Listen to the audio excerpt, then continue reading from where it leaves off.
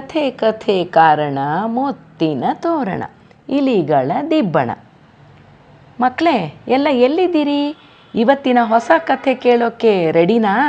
Shalini aunty ಬರೆದ ಒಂದು ಕಥೆ ಹುಲಿಯ ಹೆಜ್ಜೆ ಇವತ್ತು ನಿಮಗಾಗಿ ನಾನು ಕೇಳಿಸ್ತೀನಿ. ಕೇಳೋಣವಾ ಮಕ್ಕಳೇ?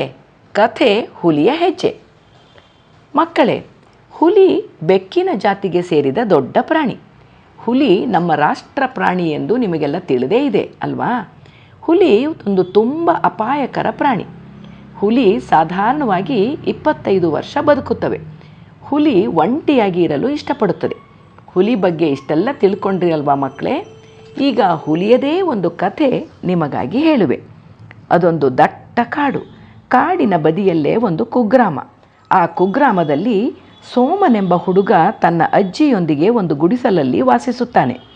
ಸೋಮ ಒಂದು ಬುದ್ಧಿವಂತ ಹುಡುಗನಾಗಿದ್ದು ಅಲ್ಲಿ ಇಲ್ಲಿ ಸಣ್ಣ ಪುಟ್ಟ ಕೆಲಸ ಮಾಡಿಕೊಂಡು ಹಾಗೂ ಹೀಗೂ ತನ್ನ ಹಾಗೂ ಅಜ್ಜಿಯ ಹೊಟ್ಟೆ ಹೊರೆಯುತ್ತಿದ್ದ.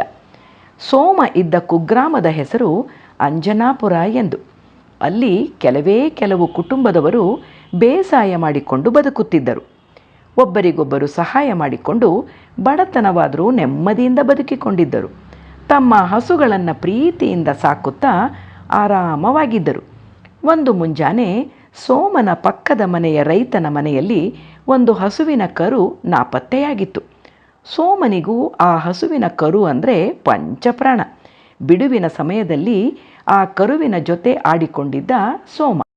ಆತನಿಗೂ ಆ ಕರು ನಾಪತ್ತೆಯಾದ ಬಗ್ಗೆ ಬಹಳ ದುಃಖ.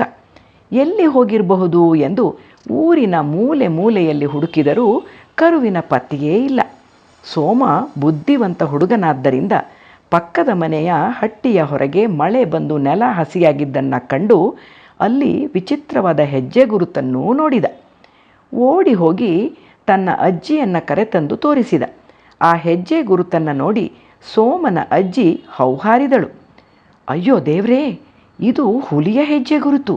ನಮ್ಮ ಕರುವನ್ನು ಹುಲಿ ಹಿಡಿದುದರಲ್ಲಿ ಯಾವುದೇ ಸಂಶಯವಿಲ್ಲ ಎಂದು ದೃಢವಾಗಿ ಹೇಳಿದಳು ಸೋಮನ ಅಜ್ಜಿ. ಈ ಸುದ್ದಿ ಇಡೀ ಅಂಜನಾಪುರ ಹಳ್ಳಿಗೇ ಹರಡಿತು. ಎಲ್ಲರೂ ರಾತ್ರಿ ಹೊತ್ತು ತಮ್ಮ ಹಳ್ಳಿಗೆ ಕಾಡಿನಿಂದ ಹುಲಿ ಬರುತ್ತದೆ ಎಂದು ಭಯಪಟ್ಟರು.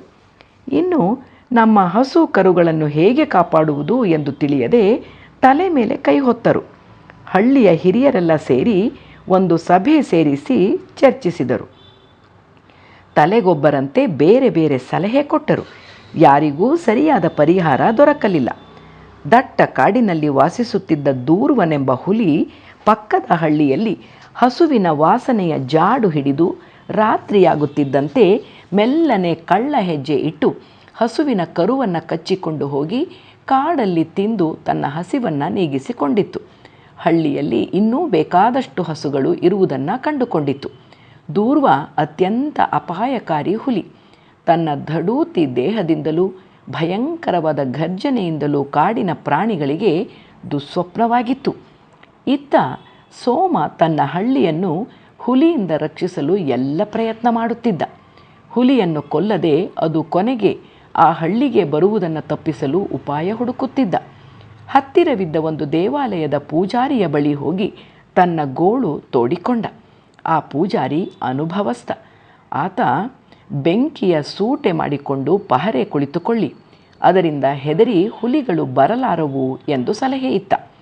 ಸೋಮ ಕೂಡಲೇ ಹಳ್ಳಿಯ ಯುವಕರನ್ನೆಲ್ಲ ಸೇರಿಸಿಕೊಂಡು ರಾತ್ರಿ ದೊಡ್ಡ ದೊಡ್ಡ ತೆಂಗಿನ ಗರಿಯ ಸೂಟೆ ಮಾಡಿಕೊಂಡು ಅದಕ್ಕೆ ಬೆಂಕಿ ಹಚ್ಚಿ ಪಹರೆ ಕುಳಿತರು. ಇದನ್ನು ಅರಿಯದ ದೂರ್ವ ಅಂದು ಕೂಡ ಹಳ್ಳಿಯಿಂದ ಹಸುವನ್ನು ಬೇಟೆಯಾಡಲು ಮೆಲ್ಲನೆ ಹೊರಟಿತ್ತು. ಹಳ್ಳಿಗೆ ನುಗ್ಗುತ್ತಿರುವಾಗಲೇ ಬೆಂಕಿಯ ಜ್ವಾಲೆಯ ಸಾಲು ಸಾಲೆ ಹೊತ್ತಿ ಉರಿಯುತ್ತಿರುವುದನ್ನು ನೋಡಿ ಕಾಲಿಗೆ ಬುದ್ಧಿ ಹೇಳಿತ್ತು. ದೂರ್ವ ಮುಂದೆಂದೂ ಆ ಹಳ್ಳಿ ಕಡೆ ತಲೆ ಇಡುವ ಸಾಹಸವನ್ನೇ ಮಾಡಲಿಲ್ಲ. ಸೋಮನ ಸಾಹಸದ ಉಪಾಯ ಫಲಿಸಿ ಮುಂದೆ ಹುಲಿಯ ಹೆದರಿಕೆ ಇಲ್ಲದೆ ಮುಂಚಿನಂತೆ ಹಳ್ಳಿಯವರು ಸುಖವಾಗಿ ಬಾಳಿದರು. ಸೋಮನ ಬುದ್ಧಿವಂತಿಕೆಯನ್ನು ಹಾಡಿ ಹೊಗಳಿದರು. ಮಕ್ಕಳೇ, ಬಂದ ಸಂಕಟವನ್ನು ಯುಕ್ತಿಯಿಂದ ಪರಿಹರಿಸಿಕೊಳ್ಳುವುದು ಬುದ್ಧಿವಂತಿಕೆ. ಗೊತ್ತಾಯ್ತಾ? ಹೇಗಿತ್ತು ಇವತ್ತಿನ ಕಥೆ? ನಮ್ಮ ಶಾಲಿನಿ ಆಂಟಿ ಬರೆದ ಹುಲಿಯ ಕಥೆ ಹೇಗಿತ್ತು ಮಕ್ಕಳೇ? ಇಷ್ಟ ಆಯಿತಾ? ಮತ್ತೆ ನಾಳೆ ಇನ್ನೊಂದು ಹೊಸ ಕಥೆ ಹೇಳ್ತೀನಿ. ಕೇಳೋಕ್ಕೆ ನೀವೆಲ್ಲ ರೆಡಿ ಅಲ್ವಾ ಮಕ್ಕಳೇ? ಈಗ ಬಾಯ್ ಬಾಯ್.